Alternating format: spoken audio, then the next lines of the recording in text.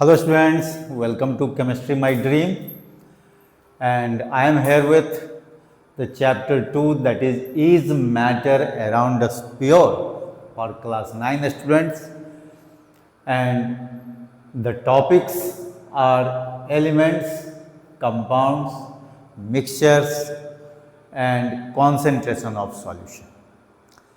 तो मैं आपको एक बार फिर से ये बता दूं कि मैंने इसके पहले 2 क्लासेस लिया हुआ है जिसमें हमने आपको मैटर इन आवर सराउंडिंग से रिलेटेड बहुत कुछ हमने बताया है, आपको क्लासिफिकेशन ऑफ मैटर बताया है। इसके बाद हमने आपको कॉन्सेप्ट दिया है लेटेंट हीट का, और फिर हमने डिफरेंट स्केल्स ऑफ टेम्परेचर बताया जिसमें सेल्सियस, फ़ारेनहाइट, केल्विन और एक दूसरे का इंटर कन्वर्शन भी बताया कि कैसे हम सेल्सियस से केल्विन में कन्वर्ट कर लेंगे, सेल्सियस से फ़ारेनहाइट में कन्वर्ट करेंगे। तो इस तरह से जो है हमने आपको वो जो है कन्वर्शन फॉर्मूला भी बताया था, ठीक है। और इसके बाद जो है ये जो चैप्टर 2 में देखिए, is matter around us pure, जो सीबीएसई कोर्स में आपका चैप्टर 2 होता है, is matter around us pure. लेकिन ये जो टॉपिक्स है elements, compound, mixture and concentration of solution, ये जनरल टॉपिक्स है ना मैटर के लिए। और जहाँ तक प्योरिटी की बात है तो उसमें हमने क्लासिफिकेशन ऑफ मैटर में ही बता दिया था कि प्योर सब्सटेंस, इम्प्योर सब्सटेंस।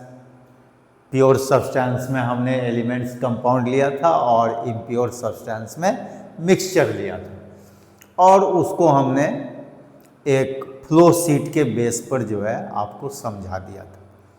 लेकिन अब क्या है कि ये elements, compound, mixture and concentration of solution, इसको थोड़ा सा डिटेल में हम लोगों को जानकारी लेनी है, ठीक है।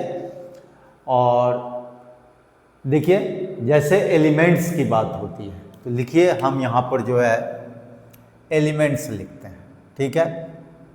देखिए, कहता है कि एलिमेंट्स का जो टर्म एलिमेंट है, ये सबसे पहले जो है लेबोइजियर ने दिया था। The term element was first coined by Lavoisier।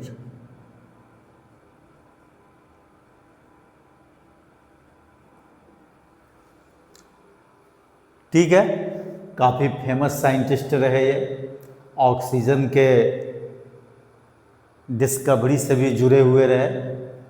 तो कहता है कि एलिमेंट का जो वर्ड एलिमेंट है वो सबसे पहले लेवोइजियर ने दिया था, ठीक है। तो उनके हिसाब से एलिमेंट का जो डेफिनेशन है वो है कि an element is a pure substance which cannot be broken into simpler substance or cannot be formed simply। Okay, तो ये जो है एलिमेंट के लिए ओल्ड डेफिनेशन है। लेकिन आप जानते हैं कि एलिमेंट का फॉर्मेशन दूसरे एलिमेंट से भी जो है मॉडर्न टाइम्स में हुआ, जिसको हम लोग ट्रांसम्यूटेशन बोलते हैं। खास करके न्यूक्लियर ट्रांसम्यूटेशन में एक एलिमेंट से दूसरा एलिमेंट बन जाता है। तो वहाँ पर वो जो ओल्ड डेफिनेशन जो लेवोइजियर का है, that was not continued through out. तो उसे हटा करके फिर न्यू डेफिनेशन जो है एलिमेंट का आया, और वो न्यू डेफिनेशन क्या था कि an element is a pure substance which is made up of one kind of atom और सेम काइंड ऑफ एटम। अब यहाँ पर जो एटम वर्ड आया वो मैंने क्लासिफिकेशन ऑफ मैटर में ही बताया था कि कंस्टिट्यूएंट्स ऑफ मैटर, और कंस्टिट्यूएंट्स ऑफ मैटर जो होता है वो एटम, मॉलिक्यूल और आयन होता है। तो ये हमने क्लासिफिकेशन में ही इस बात की चर्चा हो गई थी। लेकिन ये जो यहाँ पर मॉडर्न डेफिनेशन जो एलिमेंट का होगा वहाँ पर हम उस एटम शब्द का यूज़ करेंगे। तो क्या होता है, an element is a pure substance which is made up of one kind of atom. ठीक है, तो उसको हम लोग एलिमेंट बोलते हैं। अब जैसे देखिए फॉर एग्जाम्पल जो है आप ले सकते हैं, जैसे देखिए हाइड्रोजन है, कैल्शियम है, देखिए यहाँ नाइट्रोजन है, ये सल्फर है, फास्फोरस है ना, ग्रेफाइट है, डायमंड है, ETC। ये सब के सब क्या है, एलिमेंट होते हैं। और आप जानते हैं कि नियरली कितने एलिमेंट्स हैं, all together we have 118 elements. पूरे कितने एलिमेंट्स होते हैं, 118 एलिमेंट्स होते हैं। अब इस 118 एलिमेंट्स में 92 जो होते हैं वो नेचुरल होते हैं, कहीं कहीं पर उसको 94 भी लिखा जाता है। लेकिन चलिए जो पुराना जो आपका कॉन्सेप्ट है उस हिसाब से लीजिए, कोई बात नहीं है। 92 to 94 अभी भी ले सकते हैं, कोई बात नहीं है। और बाकी जो 24 to 26 होते हैं, चलिए हम यहाँ पर वो लिख ही देते हैं, 92 to 94 कर देते हैं। लीजिए, आपको कहीं भी ये कंफ्यूजन में न हो। 92 to 94 जो होते हैं ये नेचुरल एलिमेंट्स होते हैं, और ये देखिए 24 टू, बल्कि ये 26 लिखिए, हाँ ठीक है, या यही लिखिए 24 to 26 जो होते हैं, ठीक है, ये जो होते हैं आर्टिफिशियल होते हैं। दिस इज आर्टिफिशियल, ठीक है।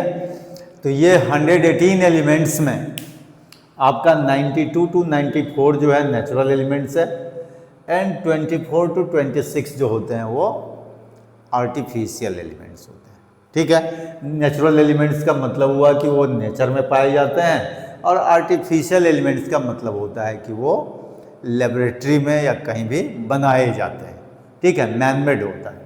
चलिए अब देखिए, इसमें hydrogen, calcium, nitrogen, sulphur, P4 है ना, फास्फोरस, ग्रेफाइट, डायमंड, ये सब एलिमेंट्स के एग्जाम्पल हैं। तो आप देख सकते हैं कि हाइड्रोजन का मतलब हुआ कि it is made up of hydrogen atom only. ठीक है, कैल्शियम भी वही कैल्शियम एटम से बना हुआ है। नाइट्रोजन आप देख रहे हैं, 2 नाइट्रोजन मिल करके N मिल करके N2 दिया।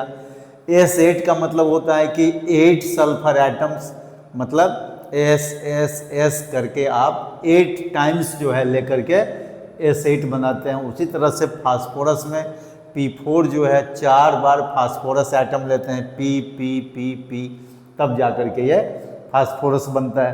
ग्रेफाइट और डायमंड जो होते हैं वो सब कार्बन से डिनोटेड है। इस ग्रेफाइट का भी सिंबल C होता है और डायमंड का भी सिंबल C होता है। ठीक है, तो दोनों ही एलिमेंट के कैटेगरी में ही आते हैं। ठीक है, तो इस तरह से ये सब के सब क्या हो गए, एलिमेंट्स। ठीक है, अब कहता है, देखिए एलिमेंट्स का सिंबल की जो बात है तो वो तो आप क्लास 7 में भी पढ़े हैं, है ना, कि सिंबल जो है बर्जीलियस का दिया हुआ है। तो चलिए यहाँ भी थोड़ा सा आपको याद दिला दें।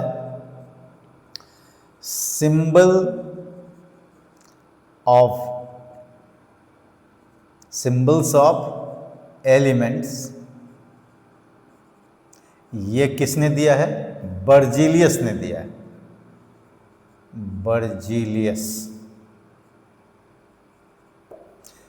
ठीक है, तो ये सब जो है याद रखने की ज़रूरत है ना, कभी भी आपका जो है ऑब्जेक्टिव क्वेश्चन में काम आ सकता है। तो सिंबल्स ऑफ एलिमेंट्स किसने दिया? बर्जीलियस ने दिया। एलिमेंट का इंट्रोड्यूस किसने किया? उस टर्म का इंट्रोडक्शन किसने दिया? तो देखिए लेबुइजियर ने दिया। ठीक है, तो इस तरह से जो है एलिमेंट के बारे में आप जानकारी ले लेते हैं। अब आते हैं हम लोग कंपाउंड्स के लिए। अब देखिए कंपाउंड में क्या होता है, कहता है कि it is another pure substance which is made up of different elements in their fixed ratio. मतलब कंपाउंड जो बनते हैं वो डिफरेंट एलिमेंट्स से बनते हैं, कम से कम 2 डिफरेंट एलिमेंट्स तो होगा ही, अधिक से अधिक जितना भी हो, वो डिपेंड करता है कि कौन सा कंपाउंड आपको बनाना है। ठीक है, तो ए compound is the combination of 2 और more different elements in their fixed ratio. तो जैसे मान लीजिए ढेर सारे कंपाउंड्स है आपका, जैसे हाइड्रोजन से बना हुआ कंपाउंड देख लीजिए H2O, है ना, इसके बाद H2O2 भी होता है। अब देखिए H2O ये वाटर हो गया जिसमें 2:1 के रेशियो में हाइड्रोजन और ऑक्सीजन है। इसको हम लोग एटॉमिक रेशियो बोलते हैं। क्या बोलते हैं? एटॉमिक रेशियो, माने रेशियो ऑफ एटम। और इसको अगर मास रेशियो में हम ले लें तो देखिए ये 2:16 होगा और इसका सिंपलेस्ट रेशियो 1:8 होगा। तो इसको बोलते हैं हम लोग मास रेशियो। क्या बोलते हैं? Mass ratio. तो चाहे एटॉमिक रेशियो हो या मास रेशियो, ये दोनों ही क्या होता है? फिक्स्ड होता है। चाहे वाटर किसी भी सोर्स से क्यों ना मिला हो, अगर वो प्योर वाटर है तो उसमें एटॉमिक रेशियो हाइड्रोजन और ऑक्सीजन का 2:1 होगा और मास रेशियो जो होगा हाइड्रोजन ऑक्सीजन का वो 1:8 होगा। उसी तरह से ये हाइड्रोजन पेरोक्साइड है। अब हाइड्रोजन पेरोक्साइड में देखिए 2:2 यानी 1:1 के रेशियो में आपका क्या है? ये हाइड्रोजन और ऑक्सीजन का एटॉमिक रेशियो है, ये एटॉमिक रेशियो बोलेंगे। लेकिन जब मास रेशियो की बात होगी तो ये हो जाएगा 2:32, जिसको हम लोग 1:16 बोलेंगे। ये हो जाएगा मास रेशियो। तो ये कोई भी कंपाउंड दुनिया का आप जानते हैं कि एलिमेंट तो हमारे 118 ही है, लेकिन कंपाउंड्स कितने हैं? लाखों कंपाउंड होते हैं। कहता है कि this is something like 26 alphabets create lakhs of words, you know. तो उसी तरह से जो है कहता है कि ये सिंपली देखिए 118 एलिमेंट है, 118 एलिमेंट्स, और वो जो है लाखों कंपाउंड का फॉर्मेशन करते हैं, उससे लाखों कंपाउंड बनते हैं। और समझ लीजिए कम से कम 50 लाख से ज़्यादा तो कंपाउंड है, और सब किनसे बने हैं? केवल 118 एलिमेंट से बना हुआ है। तो हम लोग कोई भी कंपाउंड ले सकते हैं और उसमें हम लोग क्या कर सकते हैं? एटॉमिक रेशियो और मास रेशियो जो उसके एलिमेंट्स का होगा वो हमेशा फिक्स्ड होगा। अगर वो वैरी कर गया तो फिर वो कंपाउंड नहीं होगा। ठीक है, तो कहने का मतलब यह है कि कंपाउंड्स के लिए हम लोगों को क्या करना है, डेफिनेशन तो सिंपल हो गया कि it is made up of 2 और more different elements in their fixed ratio. और वो कौन सा रेशियो, एटॉमिक रेशियो या फिर मास रेशियो, उसका फिक्स्ड होना चाहिए। तो आपके पास में अदर एग्जाम्पल्स भी है जिसमें जो है आप जो है 2 ही एलिमेंट नहीं उससे ज़्यादा भी ले सकते हैं। अदर एग्जाम्पल्स में देखिए ढेर सारे एग्जाम्पल्स आपका होंगे। जैसे ले लीजिए H2SO4 जिसको सल्फ्यूरिक एसिड बोलते हैं, C6H12O6 देखिए, है ना, बड़ा बड़ा कंपाउंड ले लीजिए, कोई दिक्कत नहीं। लेकिन कोई भी कंपाउंड आप लेंगे, जैसे मान लीजिए यही आपने सल्फ्यूरिक एसिड लिया तो इसमें हाइड्रोजन, सल्फर और ऑक्सीजन का जो सॉरी एटॉमिक रेशियो होगा वो देखिए 2:1:4 हो जाएगा। ठीक है, इसमें क्या हो जाएगा 6:12:6 होगा, दैट इज 1:2:1 हो जाएगा, सिंपलेस्ट रेशियो। तो कहने का मतलब है कि रेशियो ऑफ एटम्स लें या रेशियो ऑफ मास लें, है ना, या मास रेशियो, वो बिल्कुल ही फिक्स्ड होगा कंपाउंड में। ठीक है, तो ये कंपाउंड होगा। तो ये भी कंपाउंड जो है 2 तरह के होते हैं, है ना, इट इज ऑफ 2 टाइप्स। तो देखिए यहां पर एक चीज और मैं आपको बता देना चाहता हूं, एलिमेंट्स का जो टाइप है वो तो हमने अभी नहीं लिया है ना, और कंपाउंड का भी जो टाइप है वो हम अभी थोड़ा सा बात करेंगे। तो देखिए जरा टाइप्स ऑफ, पहले एलिमेंट्स हम लोग ले लें। टाइप्स ऑफ एलिमेंट्स में क्या क्या आएगा, देखिए नंबर 1 में आएगा मेटल,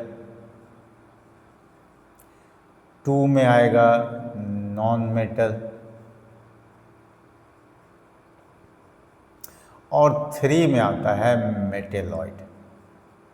ऐसे मैंने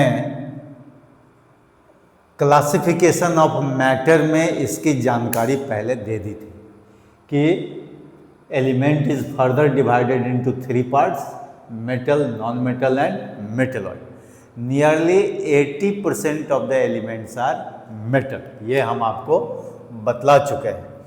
तो लगभग आप देख लीजिए कि 90 के आसपास जो है आपका, है ना, बल्कि उससे आप ज़्यादा भी ले सकते हैं, लेकिन 90 के आसपास मेटल ले लीजिए। ठीक है, और मेटलॉइड जो है वो 7 to 8 जो है ये आपका मेटल हो जाएंगे, सॉरी मेटलॉइड हो जाएंगे। और बाकी जो बच गए वो जो है आप 20 के आसपास जो है ये ले लीजिए, नॉन मेटल्स हो जाएंगे। ठीक है, तो आप जानते हैं कि मेटल का अपना कैरेक्टरिस्टिक्स होता है। मेटल्स के कितने कैरेक्टरिस्टिक्स होते हैं वो मैं एक जगह सिंपली लिख देता हूँ।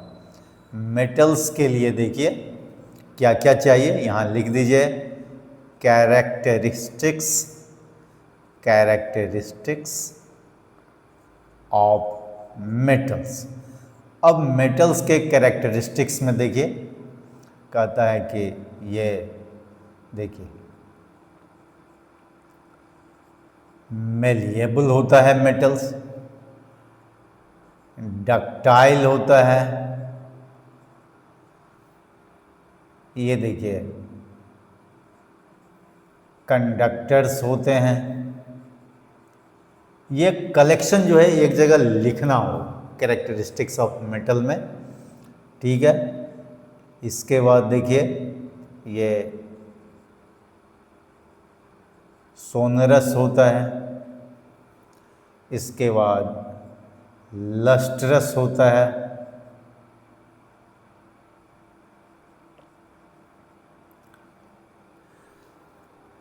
इसके बाद देखिए ये high melting point and boiling point होता है, हाई डेंसिटी होता है,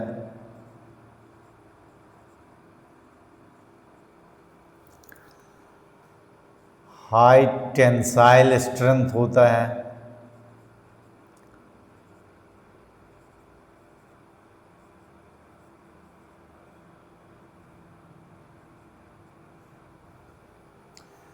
तो इस तरह से जो है, और जनरली ये क्या होते हैं, सॉलिड्स होते हैं। ठीक है, तो इस तरह से देखिए और भी है, आप रिजिडिटी भी ले सकते हैं, सॉलिड्स तो हैं ही, ये देखिए ये रिजिड होते हैं, रिजिड एंड हार्ड होते हैं। ठीक है, तो इस तरह से कैरेक्टरिस्टिक्स ऑफ मेटल्स में मेलिएबल और इसके जो प्रॉपर्टी होते हैं उसको मेलिएबिलिटी बोलते हैं। ठीक है, तो ये मेलिएबल होते हैं मेटल्स। मेलिएबल का मतलब क्या हुआ कि that can be hammered into thin sheets without breaking. उसको क्या करते हैं, पतले चादरे की तरह जो है उसको हम लोग, है ना, बना सकते हैं, तो उसको बोलते हैं मेलिएबल।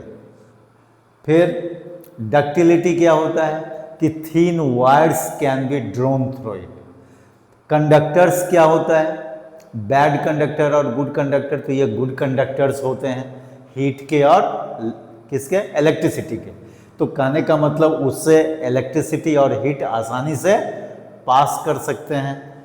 सोनरस का मतलब क्या हुआ, एक स्पेसिफिक साउंड देते हैं if it is dropped on the hard surface. जैसे आप जानते ही हैं कि वो जो बेल वगैरह जो होते हैं, जो घंटी जो बजती है, तो जानते हैं वो मेटल का होता है। तो वो मेटल क्या होते हैं, सम स्पेसिफिक वो साउंड देते हैं when it is dropped on the hard surface. Lustrous का मतलब क्या होता है, शाइनिंग अपीयरेंस होता है। जैसे आप जानते ही हैं गोल्ड है, सिल्वर है, उस सब में एक शाइनी अपीयरेंस होता है। High melting and boiling point होते हैं क्योंकि उसमें स्ट्रॉन्ग इंटर पार्टिकल फोर्स होते हैं, इसीलिए उसका मेल्टिंग पॉइंट और बॉइलिंग पॉइंट क्या होता है, हाई होता है। हाई डेंसिटी होता है, क्लोजली पैक्ड होते हैं, इसीलिए उनका मास पर यूनिट वॉल्यूम जो होता है ज़्यादा होता है ना। तो हाई डेंसिटी होता है, हाई टेंसाइल स्ट्रेंथ होता है, स्ट्रेचिंग एबिलिटी ज़्यादा होती है।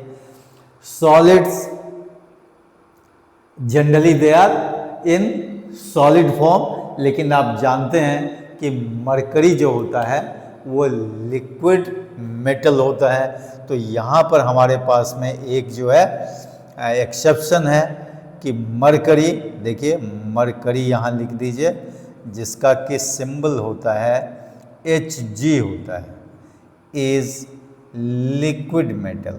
क्या लिखिएगा, मरकरी इज लिक्विड मेटल, है ना, एट रूम टेम्परेचर। यहाँ दे दीजिए एट रूम टेम्परेचर। तो रूम टेम्परेचर जनरली हम लोग कितना लेते हैं, 25 डिग्री सेल्सियस लेते हैं।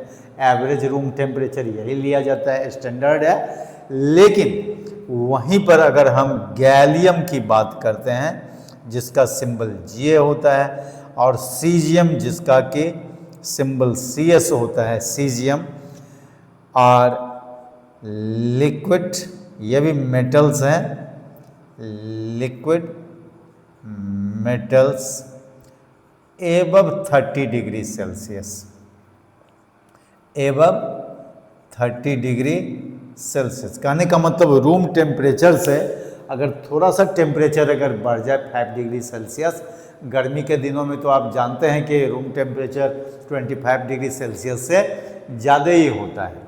तो उस समय जो है आप देखेंगे कि गैलियम और सीजियम जो होता है वो भी लिक्विड फॉर्म में होता है।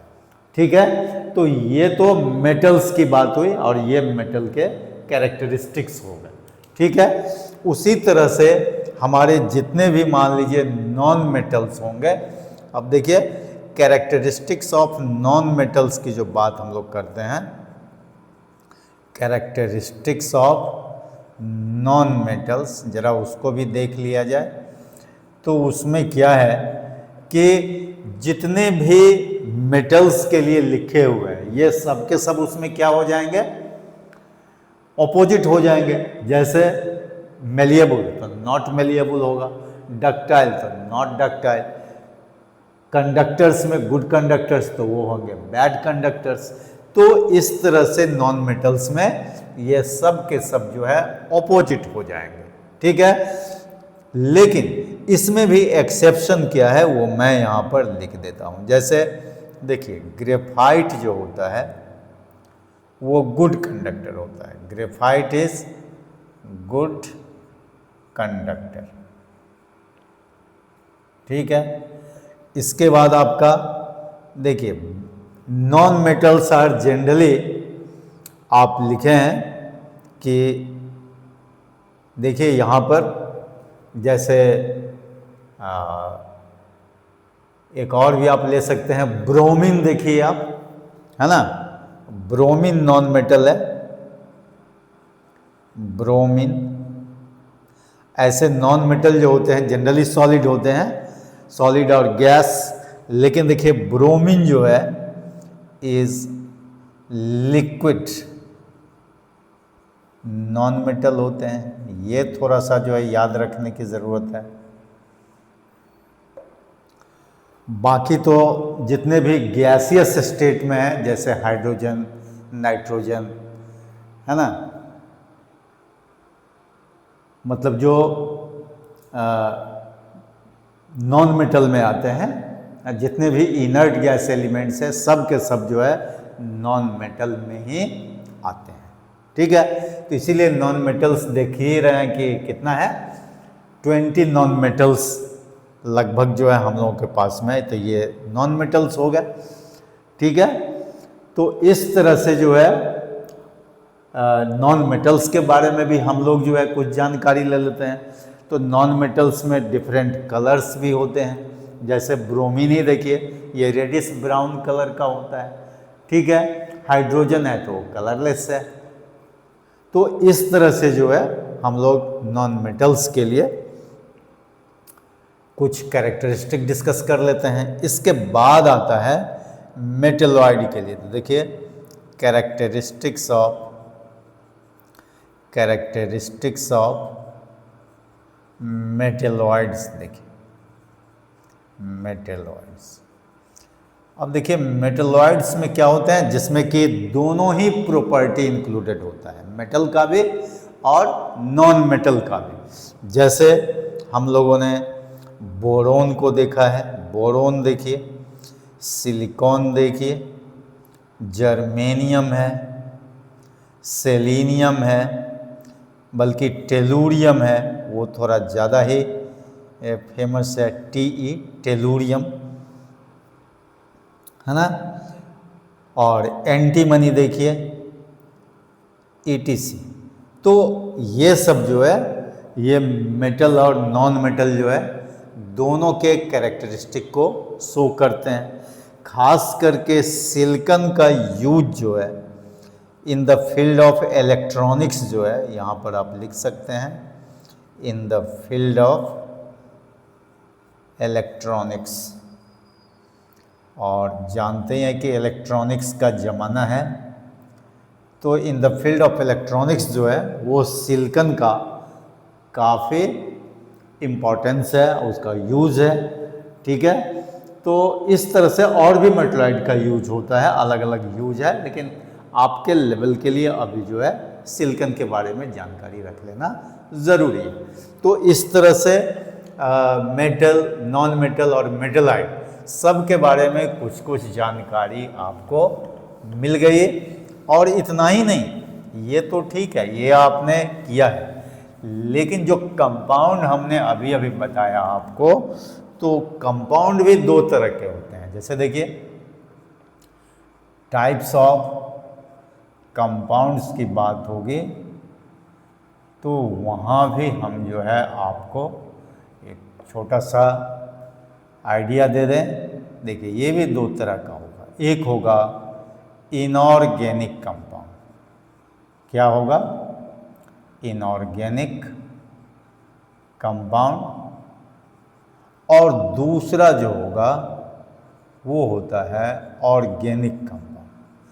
तो इसके बारे में डिटेल जानकारी आपको नहीं लेनी है, लेकिन कुछ कंपाउंड ऐसा है, इसका कम से कम जो है बेसिक कॉन्सेप्ट तो चाहिए ही।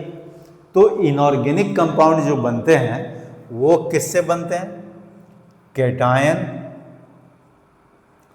Plus anions. कैटायन आप जानते हैं, species carrying positive charge, cation बोलते हैं, and species carrying negative charge, जिसको हम लोग एनायन बोलते हैं। तो कैटायन एनायन को मिला दीजिए तो इनऑर्गेनिक कंपाउंड जनरली बनेगा। लेकिन ऑर्गेनिक कंपाउंड में कैटायन एनायन नहीं होता है। ये कहाँ से आते हैं? ये देखिए, ये आते हैं हाइड्रोकार्बन्स।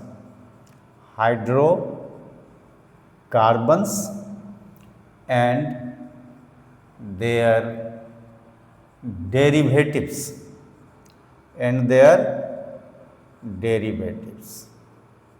ठीक है। अब जैसे देखिए कैटायन एनायन से बना हुआ जो इनऑर्गेनिक कंपाउंड है, जैसे आप ले लीजिए सिंपल सोडियम क्लोराइड ले लीजिए, कॉपर सल्फेट ले लीजिए, ठीक है। इसके बाद देखिए सल्फ्यूरिक एसिड ले लीजिए। ये सब कैटायन एनायन से बना हुआ है, सब के सब इनऑर्गेनिक कंपाउंड में आते हैं। इसको ETC कर दीजिए। अब ये जो हाइड्रोकार्बन एंड देयर डेरिवेटिव्स है, तो हाइड्रोकार्बन में आपने नाम सुना होगा। देखिए ये मीथेन है ना, इसको हम लोग मीथेन बोलते हैं, जो आप आगे चल करके डिटेल में पढ़ेंगे। मीथेन, इथेन, बेंजीन का नाम सुने हैं आप। देखिए C6H6 जिसको हम लोग क्या बोलते हैं? बेंजीन बोलते हैं।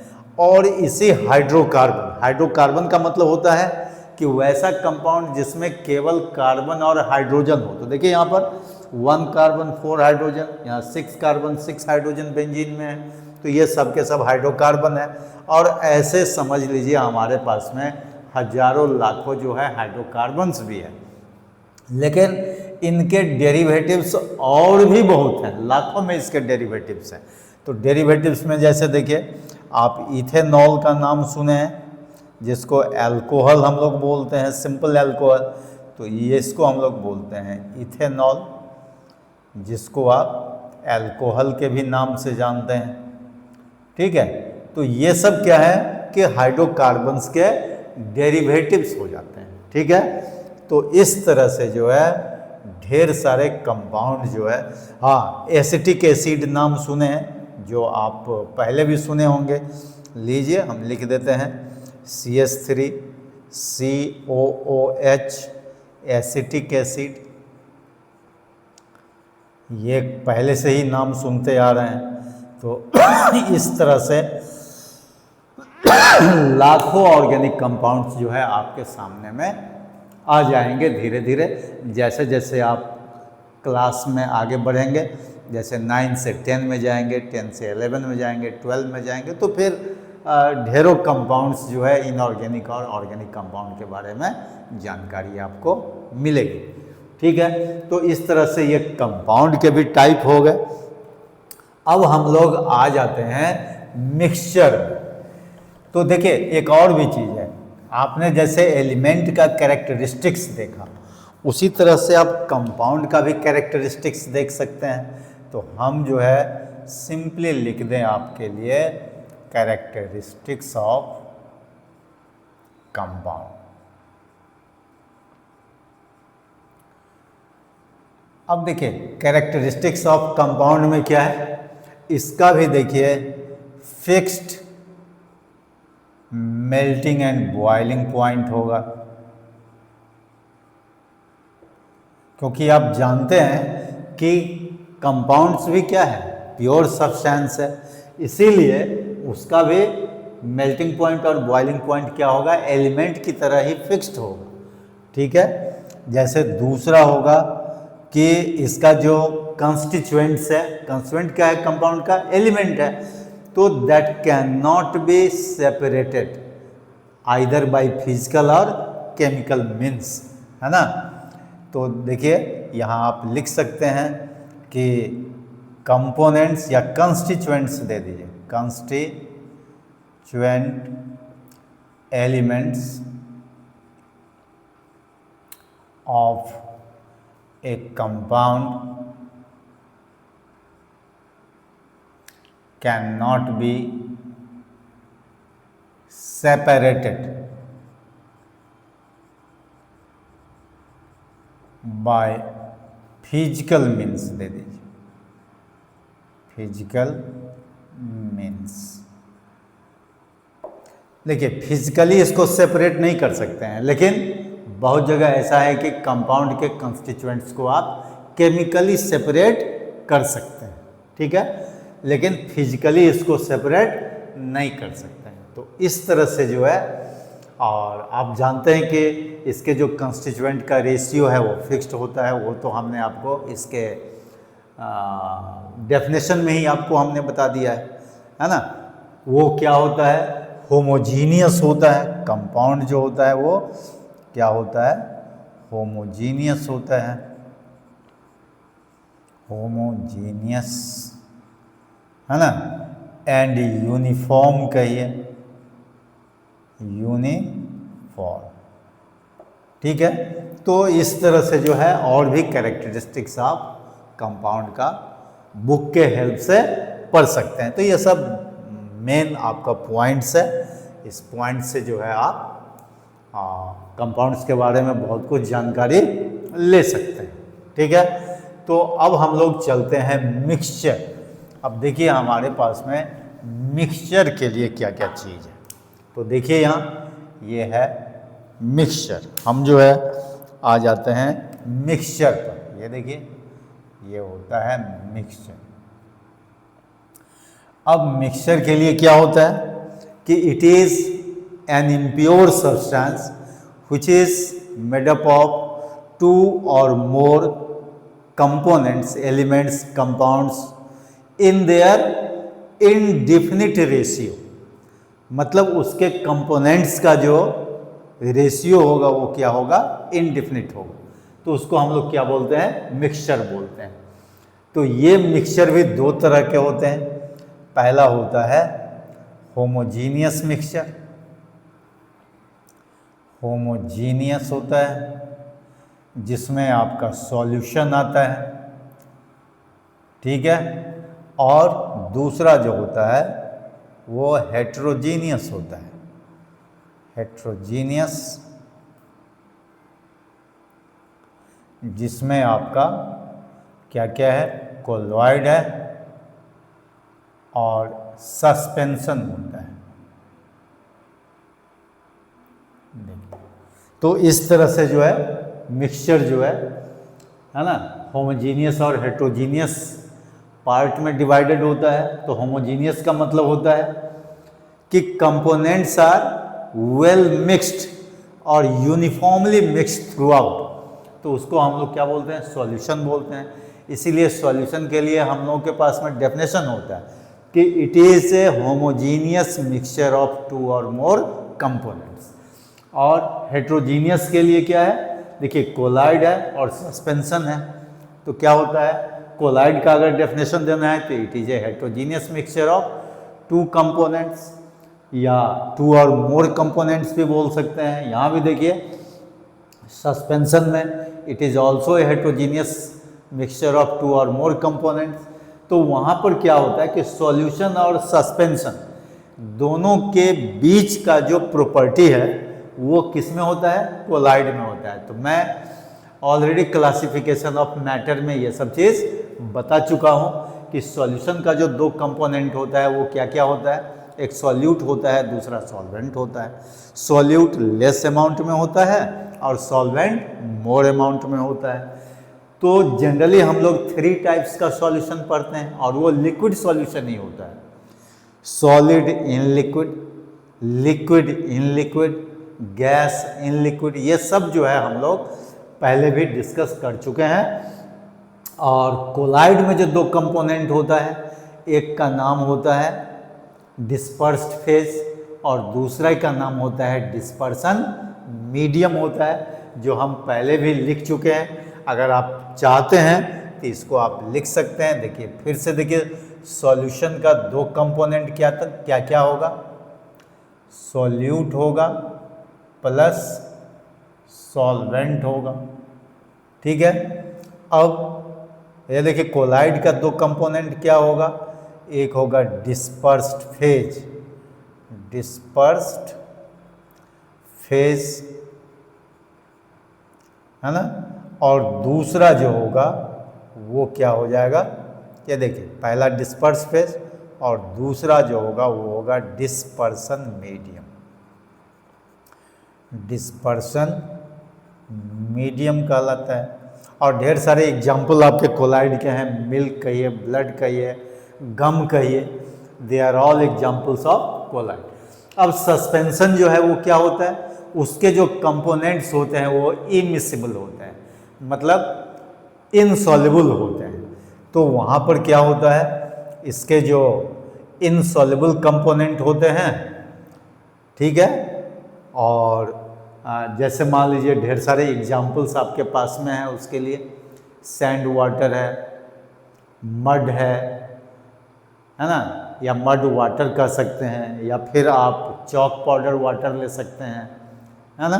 तो वो सब जो है क्या होगा, सस्पेंशन कहलाता है। तो ये हेट्रोजीनियस होता है। एक चीज़ और भी है कि होमोजीनियस मिक्सचर में वन फेज होता है, that constitutes only one phase, but in heterogeneous mixture it consist more than one phase. ठीक है, तो कहने का मतलब एक प्रॉपर बाउंड्री होता है किसमें, सस्पेंशन में और कोलाइड में, जबकि होमोजीनियस सॉल्यूशन में कोई प्रॉपर बाउंड्री नहीं होता है। आप जैसे ले लीजिए, आप एक शरबत का एग्जाम्पल ले लीजिए, तो अगर आप शरबत बना लिए यूनिफॉर्मली, उसको जो है मिला दिए, तो बताइए आपको क्या शुगर पार्टिकल दिखाई देगा क्या, आपको क्या वाटर और शुगर के बीच में कोई बाउंड्री दिखाई देगा क्या कि यहाँ से वाटर है यहाँ से शुगर है, नहीं दिखाई देगा। तो उसको हम लोग बोलते हैं वन फेज ओनली। और इसमें देखिए, इसमें जैसे ही आप सस्पेंशन को या कोलाइड को कुछ देर छोड़ देंगे तो आपको एक जो है बाउंड्री दिखाई देगा, जहाँ से आप इनसॉल्युबल कंपोनेंट जो है आपका वहाँ पर, है ना, वो जो दूसरे कंपोनेंट से बिल्कुल जो है अलग अलग होगा। जैसे सैंड वाटर लीजिए, तो सैंड और वाटर के बीच में आप एक बाउंड्री देखेंगे कि यहाँ से सैंड है और इधर जो है वाटर दिखाई देगा, ये कहने का मतलब है। ठीक है, तो ये जो है सॉल्यूशन हो गए, कोलाइड हो गए, सस्पेंशन हो गए। और आप जानते हैं कि सब में जो है अलग अलग कैरेक्टरिस्टिक्स भी है, सॉल्यूशन का भी अपना कैरेक्टरिस्टिक्स है। ठीक है, सॉल्यूशन भी दो तरह का आप कर सकते हैं, एक एक्वस सॉल्यूशन, दूसरा non aqueous solution. Aqueous solution का मतलब क्या हुआ, जैसे देखिए यही अगर सॉल्यूशन का टाइप की बात करेंगे आप, तो देखिए मैं यहाँ पर ले आता हूँ, ये देखिए यहाँ पर एक्वस सॉल्यूशन। अब एक्वस सॉल्यूशन का मतलब हुआ सॉल्यूशन इन वाटर, तो इसको हम लोग एक्वस सॉल्यूशन बोलेंगे। और दूसरा क्या होगा, नॉन एक्वस सॉल्यूशन। तो नॉन एक्वस सॉल्यूशन का मतलब क्या हुआ कि solution in a solvent other than water, other than water, मतलब वाटर के अलावे किसी और सॉल्वेंट में अगर उसको डिजॉल्व कर दीजिए तो वो क्या हो जाएगा, नॉन एक्वस सॉल्यूशन हो जाएगा। ठीक है, अब जैसे मान लीजिए सल्फर को हम लोग sulphur in CH2, carbon disulphide, इसको हम डिजॉल्व कर देते हैं, तो ये क्या हो जाएगा, ये नॉन एक्वस सॉल्यूशन हो जाएगा, होगा कि नहीं, ये नॉन एक्वस सॉल्यूशन का एग्जाम्पल हो जाएगा। लेकिन वही अगर मान लीजिए हम लोग डिज़ोल्व कर दें, जैसे ले लीजिए NaCl इन वाटर, तो इसको हम लोग क्या कर देंगे, एक्वस सॉल्यूशन बोलेंगे। क्या बोलेंगे? एक्वस सॉल्यूशन ऑफ NaCl बोलेंगे। ठीक है, तो इस तरह से जो है ना, एक्वस और नॉन एक्वस में भी उसको हम लोग सॉल्यूशन को डिवाइड कर सकते हैं। तो इस तरह के ढेर सारे एग्जाम्पल आपको मिल जाएंगे। ठीक है, अब जैसे मिक्सचर में ही आपका जो, या सॉल्यूशन में ही आप देखते हैं सैचुरेटेड सॉल्यूशन है, अनसैचुरेटेड है, सुपर सैचुरेटेड है। तो ये भी हमने आपको जो है कभी बताया होगा आपको, नहीं तो फिर से एक बार जान लीजिए। सैचुरेटेड सॉल्यूशन, तो ये जो क्लासिफिकेशन ऑफ सॉल्यूशन है वो that is on the basis of amount of solute present in a solvent. उसके आधार पर आप उसको अनसैचुरेटेड, सैचुरेटेड और सुपर सैचुरेटेड में आप जो है क्या कर देते हैं, कन्वर्ट कर देते हैं। तो अनसैचुरेटेड सॉल्यूशन का मतलब क्या हुआ? मोर amount of solute can be dissolve in a particular solvent eight the same temperature. Temperature वही रहेगा लेकिन सॉल्यूट का अमाउंट क्या हो जाएगा, उसमें बढ़ जाएगा, तो वो अनसैचुरेटेड होगा। लेकिन सैचुरेटेड सॉल्यूशन कैसे आप बोलेंगे कि when no more solute can be dissolve at the same temperature, उसी टेम्परेचर पर आप अधिक सॉल्यूट डिजॉल्व नहीं कर सकते हैं, तो वो क्या कहलाएगा, सैचुरेटेड सॉल्यूशन कहलाएगा। और सुपर सैचुरेटेड का मतलब क्या हुआ कि more solute even than saturated solution, more amount of solute can be dissolve in a particular solvent, तो that is called super saturated solution। ठीक है, तो इस तरह से जो है आप जो है सैचुरेटेड सॉल्यूशन को भी अलग अलग ढंग से डिफाइन कर सकते हैं, उसमें कहीं कोई क्रिटिकलिटी नहीं है, कोई प्रॉब्लम नहीं है। अब देखिए जो मोस्ट इम्पॉर्टेंट पार्ट जो है इसमें, वो मैं आपको जल्दी से बता देता हूँ, और वो होता है, देखिए यहाँ पर लिखा हुआ है कॉन्सेंट्रेशन ऑफ सॉल्यूशन। तो ये जो कॉन्सेंट्रेशन ऑफ सॉल्यूशन है, ये देखिए ये क्या होता है, कहता है कि amount of solute present in A definite amount of, in A definite amount of solvent, amount of solvent, इसी को हम लोग क्या बोलते हैं, concentration of solution बोलते हैं। अब इस concentration of solution को हम लोग तीन तरह से एक्सप्रेस कर सकते हैं। एक होता है, देखिए खास करके आपको परसेंटेज कॉन्सेंट्रेशन जानना होता है, तो परसेंटेज कॉन्सेंट्रेशन में हम लोग परसेंटेज बाय मास आपको चाहिए। इसके लिए हम लोग लिखते क्या है, देखिए mass of solute by mass of solution into 100, ये परसेंटेज बाय मास देगा। दूसरा होता है परसेंटेज बाय वॉल्यूम, या तो वॉल्यूम परसेंट बोलेंगे या परसेंटेज बाय वॉल्यूम, ये परसेंटेज बाय मास या मास परसेंट बोलेंगे, एक ही चीज़ है। तो ये क्या हो जाएगा, volume of solute by volume of solution into 100 हो जाएगा। ठीक है, इससे निकाल सकते हैं। और तीसरा जो होगा percentage by mass by volume होगा। अब इसके लिए हम लोग क्या करेंगे, देखिए सॉल्यूट को मास में एक्सप्रेस कर देंगे, तो mass of solute by volume of solution into 100।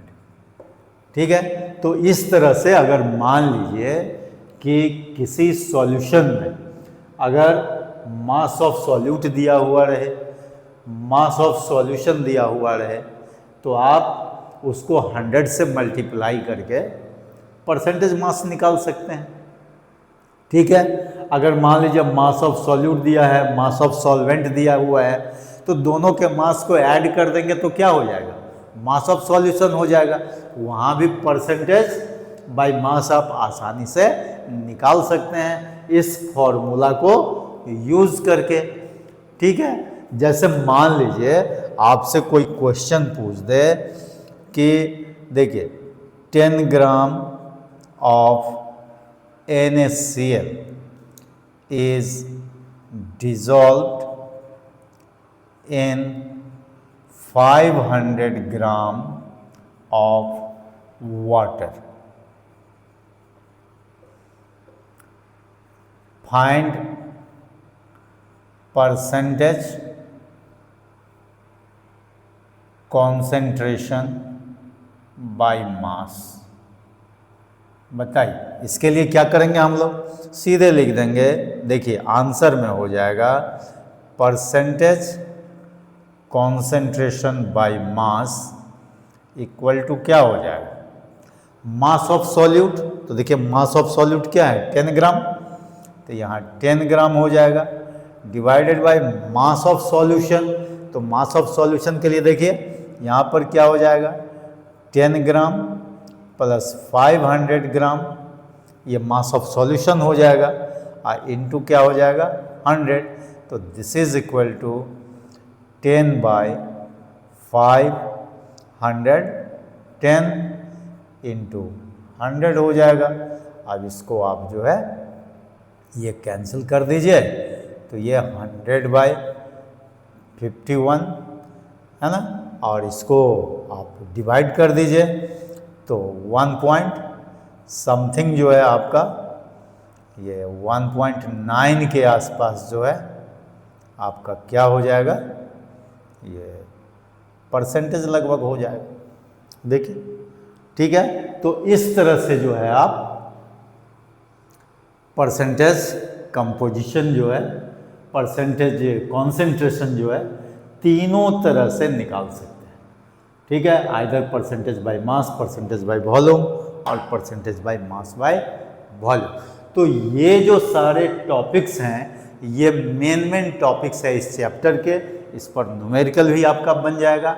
और मैंने आपको कहा हुआ है कि अभी हम क्लास 9 भी, क्लास 10 भी शुरू कर दिए हैं, क्योंकि 9, 10 में भी आपका जो है फंडामेंटल कॉन्सेप्ट होना ज़रूरी है केमिस्ट्री का।